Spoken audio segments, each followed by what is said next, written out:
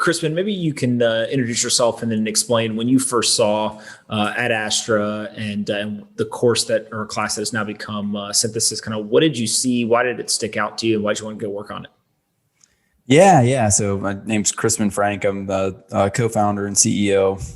Before starting synthesis with Josh, I was at Class Dojo, as you mentioned, which is this massive messaging app for K through 5 teachers and families. It's got 51 million users worldwide. I was the first engineer there, and my kind of the thing I was really excited about was using that network to distribute better ideas, right? Like right now you have to, if you want to get good ideas into classrooms, you need to go sell them school by school, principal by principal, or district by district. And it's just a terrible process. And, we can all kind of see the results in the schools. So the CEO there and I, we went down to visit Ad Astra. And actually by this point, I was kind of burned out on seeing schools. I felt like I'd kind of seen everything. I'd seen all the fancy schools in the Bay Area and like a lot of other places in the country. I've seen top public schools, top private schools. And, honestly, like just nothing was particularly innovative or impressive. So, going down to visit Elon's school, it was just what I knew it as the time. I was just like not expecting much. But I think we met Josh for dinner like the night before, and Josh just like so intense. Like we had dinner from like 6 to like 6:28, and then he was like off like to get back to work. And I was like, that was like my first inkling, like, all right, this might be a little different. And so, yeah, we went to the school, and it was just unlike anything I'd ever seen. Like it, blew me away. It's kind of like, maybe what people would imagine from like a project that Elon's involved with. Like everything was different.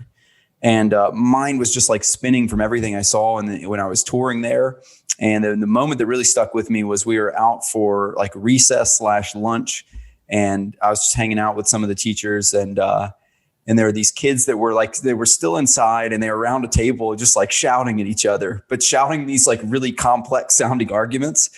And I was like, what is going on in there? And one of the teachers was like, oh yeah, that's it's a synthesis week. Like, the kids get pretty obsessed with synthesis. I was like, what is this? Because they're sounding like they're having the kind of conversations that we have at work, like in a tech startup. Like, what is going on here? And she kind of explained, it's like these games, and they're on teams, so they're collaborating within their team, but then they're competing against the other teams, and the kids just like go nuts and they get really engaged with this. And pretty much from that moment, like I was hooked. Like I was just like, my son was only 2 at the time, but I was like, I need him to do this. Cause I think if he gets out in the world and he comes up against people that are trained this way, like he doesn't stand a chance. So how do I get him in here? And Josh was like, you can get a job as a rocket engineer at SpaceX. And then you've got like, maybe a 1 in 100 chance of getting your kid in here.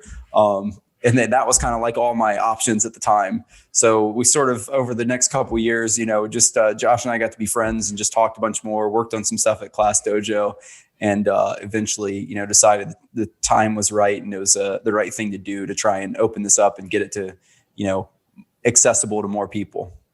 For sure. Before we get to Anna and kind of the start of synthesis, Josh, explain a little bit more about what was the impetus for Elon to want to start a school, and what was the thought process as you started it with him? Were there certain mandates or directives? How did you come up with the curriculum? What were the types of teachers that you put into that school to kind of make it different or fit the need that Elon and yourself had identified?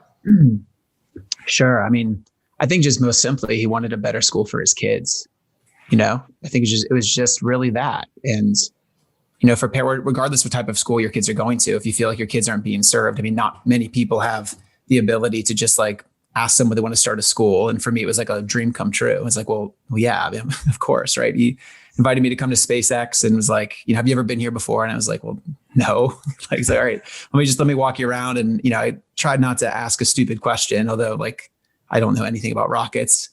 And we sat down, is basically like, what do you think about the school that they're at? And I told him what I thought. And he's like, what do you think about just like starting, our own school? I was like, yeah, like, where do I sign up basically? So he said, why don't you take some time to think about it? And then so, like at 4 a.m, I wrote him an email. I was like, all right, I'm in, like totally ready to go. This is like what needs to happen. And I didn't hear from him for like 3 months, maybe 2 or 3 months. Like I think it was like maybe like mid-November, and I didn't hear back until like mid-January. So in that amount of time, I'd kind of convinced myself that I had like hallucinated the whole thing, and, kind of like an opportunity missed. And then, I was like, oh, I wrote in January, hey, I got super busy. Just, yeah, like, let's definitely do this. Let's figure out like the next steps. So really in terms of like guidance, it was just like, make it great, like first principles approach, like what are the things that are going to be most like meaningful to kids? What kind of experiences do they need to have? And then how can we, like just like, we're not trying to get accredited. We're not trying to like build a program that, can really be scaled at the time. It was just like, make this a really great experience for the kids that are part of it. And then for me, it was always, I did teach for America. So I taught in low-income public schools for my first 4 years of education. And, public schools, there's just the challenges the public schools face are pretty unbelievable, right? And whether or not the schools are as good as they can be, I think we always say like, no, they're not. But my harshest criticism was actually for like the private schools, because those schools are not needing to follow the mandates of the state or having to sort of make all these compromises at scale. Like these schools are these like lush, beautiful campuses with like largely affluent kids who are not, I don't know, like the experiences they're having are like not that interesting. Like their classes aren't that fascinating. Like the challenges, problems they're working on aren't that compelling.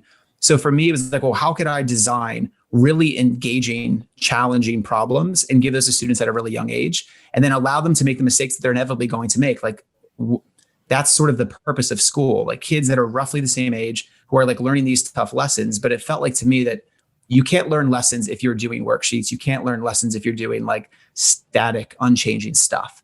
So synthesis started really as like kind of like ethical quandaries. So ethical, just like quandaries really. So I don't know, like, so here's the Department of Veterans Affairs, here's their budget, here are the different ways that you could spend that money. Like, how would you allocate the money and like make a justification for why? Just like simple stuff like that. And then, building like simulations basically where you could like look at the effects of gerrymandering or the effects of redlining, or, you could have, like figure out like how NASA should allocate its budget. So it started in that sort of way. And conundrums, this thing with Class Dojo was more of like an outgrowth of those, the choices between seemingly equivalent options.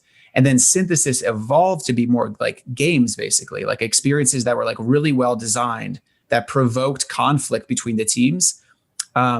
But they're all working towards collaborative goals as well. So that's kind of like where I started going as I was leading the school. And then I knew that I would need to teach classes because we were always so lean. And Elon insisted, and rightfully so, on interviewing anyone that would work for the school. So you could imagine, he has essentially one standard, and that is like the ultimate standard. Like, could this person work for me at SpaceX or Tesla or Boring Company or Neuralink or whatever else? So, it was difficult to get more teachers, more administrators in the school. So we had to, always run it lean. And I think that's right. And in doing so, brought in like just some really talented people. But for me, it always felt like if you're going to have someone like at that time, Chris, but many other educators and people who are like coming to Ad Astra, hoping to see something different, that it was like imperative that I show them that something that I had built or someone at the school had built that could convey a different type of educational experience, like kind of the possibility of what it could be. And the thing that's just been so exciting about building the company of Synthesis is to be able to see things that I designed in Illustrator, like PDFs, like essentially like really intricate like board games or simulations that have just relied on, Google Sheets, to see those things brought to life through software. Like that's the thing that to me is like most powerful, because we would play this elaborate simulation over 8 weeks and then it would come to an end and never to be used again. And now like that same simulation could be condensed into a shorter amount of time and you can play it and like learn the lessons from it over and over again. And that's like, it just kind of blows my mind, to be honest.